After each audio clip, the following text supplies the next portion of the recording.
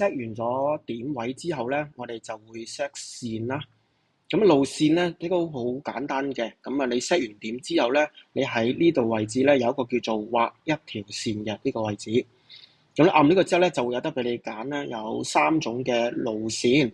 咁因為我哋成個行程咧就係用步行方式嘅，咁所以咧我哋就會只係新增步行啦。新增步行之後咧，你就會假設我嘅起點係喺呢個位置，咁記得你要對中個點喎。對中個點之後咧，你見到咧會左邊呢度咧會出現咗灰色嘅，即係代表你係點中咗個公園。按咗佢之後咧，就出現咗個 A，即係代表你已經點咗個第一個，然後佢就會自動咧幫你行噶啦。咁啊，跟住咧呢條路線我哋要去到 B， 即係第二點。假設我要去到呢度位置嘅，呢個叫成章飯店。按落去之後咧，你見到咧落少少、上少少，佢會俾2條路線俾你揀嘅。咁你中意揀邊條都可以嘅。然後咧，咁我就決定呢條啦。然後咧，我就按一下，於是咧佢呢度咧就出現咗 B。咁於是咧就出現咗 A 到 B 嘅路線噶啦。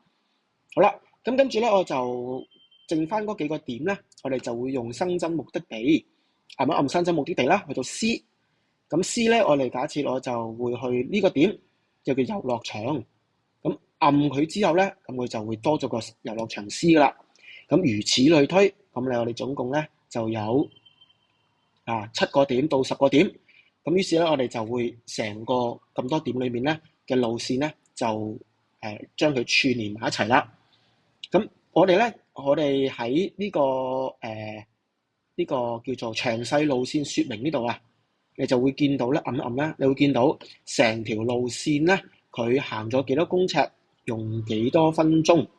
咁啊，跟住咧由邊條街行去邊條街。嗱，呢啲資訊咧都可以咧放喺你哋嘅小冊子裡面嘅喎。咁當然啦，呢啲資訊係咪要全部都要咧？未必嘅。例如話，我覺得比較重要嘅咧就係介紹呢條路線要行幾耐啊、幾遠啊。咁我哋啲遊客咧，咁拎住張步行街咧，我哋先至有大概嘅預算噶嘛，係咪？咁啊，所以咧我覺得呢個資訊都幾重要嘅。又或者咧，你可以用呢度有一把尺，呢把尺咧都可以用一個概括範圍咧，見到 A 到 C、B 或者到任何一點，佢哋嘅距離可以一個預算嘅。你見到咧，好似而家呢條線咧有322公尺啦咁樣。